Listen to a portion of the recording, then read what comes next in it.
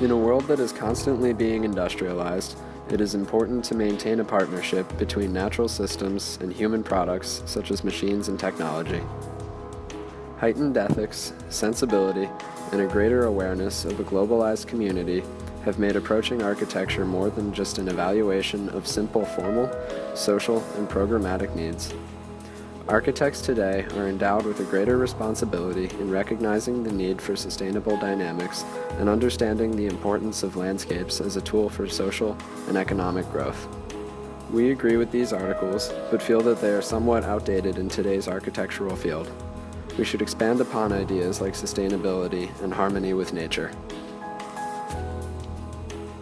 We must not burden the next generation with waste and environmental problems. By fixing our relationship with nature, we can make waste minimal and our involvement with nature beneficial and safe. We agree with the ideas presented in the handover principles. Coexisting in a healthy way was not really thought of in the modern movement. This goes against the top-down mindset that believed you could clear-cut an entire city with no negative effect. Hubeli's article, Post-Human Tectonics, A Geology of Power, focused on architecture interacting and coexisting with nature. He demonstrated that dams could support human life and could make energy. Most importantly, he wanted to create a dam that could support and interact with nature around it. These dams would provide homes for many different types of species, create safe objects of long-term value, and eliminate waste. This means creating buildings that do not require upkeep and that do not hurt the environment. An example of this is the Marceau Village project done by GA Collective in 2013. By using bags made from petroleum, it eliminated harmful waste and created a house that did not need much upkeep. Natural energy flows. Kietenmeyer expresses this idea in her article EDDS. She expands upon how one can use natural renewable materials. Another example of this idea is Energy Solar Decathlon in Irvine, California. Teams of engineers and architects from different colleges competed to create ecological housing. They were challenged to create operating, efficient homes that were solar powered. They were asked to make them affordable and efficient and also attractive from a design perspective. Understanding the limitations of design. This ties back to the principle 1, in that we must coexist with the environment. However, like the ideas of Mies van der Rohe and other modernists, we cannot have things without context. We must make things more adaptive and responsive to the environment. Mustavi and Leatherbrown's article on weathering the life of building in time supports that we must accept that design will erode over time. Sharing of knowledge.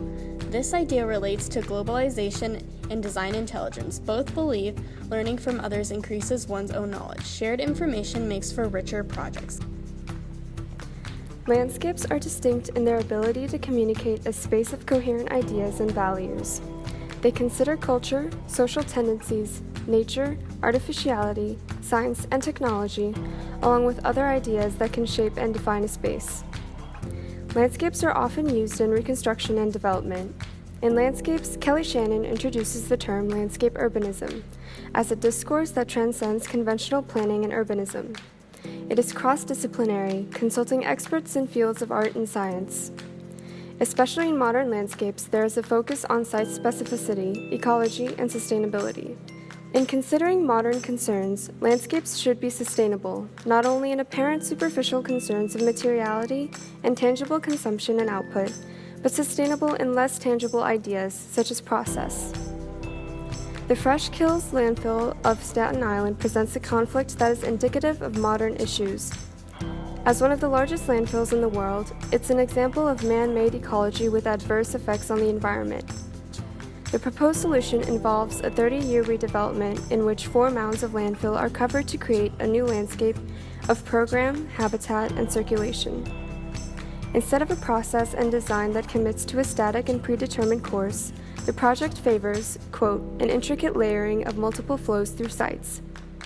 The project is also sustainable in how flexible it is to programmatic needs. It is structured in a way that predicts and embraces change in use.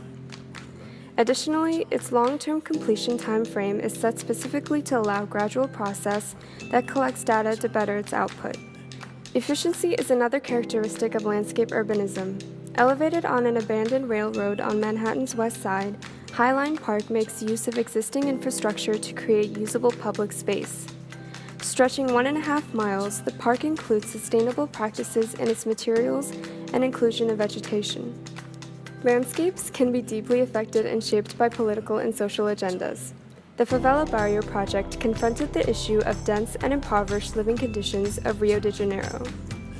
Instead of approaching it with a top-down attitude, the solution preserves the cultural identity of the megacity by transforming the existing infrastructure rather than destroying it. Improving circulation, creating healthier and more sanitary living conditions, and providing basic needs such as potable water and electricity are a few of the ways in which the landscape of the city was changed to improve the social environment. Opportunities to improve living conditions in artificial environments are currently being developed. Thus, it is important to consider creating sustainable systems within nature as opposed to building around nature. A recent innovation within the architectural field is using materiality and integration of systems in ways that can also improve health as well as societal living. This alone is a key factor to improving the way people interact with the buildings that surround them and creating a healthier world. An example of these integrative strategies include the De Young Museum, which uses the roots of a green wall to regulate the circulation of clean air. Both Toyo Ito's Sendai Mediatek and Frank Lloyd Wright's Johnson Wax Building utilize the integration of a structural system with a natural lighting system. These allow for both space and any specific light qualities in the building. The integration directly links structure to a daylighting system, and in the case of Sendai Mediatek, circulation and airflow are unified as well. The Pearl River Tower also uses a structure that can change the direction of wind to create more wind energy for heating, ventilation, and air conditioning systems.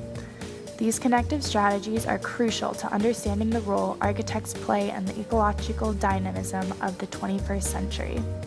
Furthermore, speculatory environmental systems as surface conditions are being explored in modern architectural innovations and will begin to pave the way for a cleaner and more interactive society. According to the article on EDDS, or Electroactive Dynamic Display Systems, by Anna Dyson and Bess Kriedemeyer, these are materials that have the ability to maintain and adapt, found at the nanoscale. These can be described as a bottom-up materiality, such as materials that are interactive and give feedback to the user. Architects should take the opportunities nature gives us, such as renewable energy, daylight, or resources from the terrain itself. While most recognize the need for improved environmental practices in areas like slums, ideas such as EDDS are not necessarily anticipatory. This also poses the same questions found in megacities and underdeveloped human living conditions. How do people living in impoverished areas deal with their surrounding environment, and how can they be improved through ways of utilizing natural resources? Similarly, is there an affordable option to EDDS or similar skin conditions that create a healthier and more enjoyable setting? According to McDonough and Brungart's Cradle to Cradle, it is imperative that architects must design in a way that respects all levels of diversity and consider all aspects of the project. So, are EDDS, solar facades, and dynamic daylighting systems to be used in place of windows realistic or feasible? Do the benefits outweigh the cost? Yes, they are innovative, but with these may come even more problems where materiality is concerned. Humans are recognizing that their impact on the world will consequently affect them in the future. Understanding the cycle of man and nature will help humans live in balance and harmony with nature surrounding them. As architects, we must work with nature and remain conscious about how we are leaving our ecological footprint on history and society as a whole.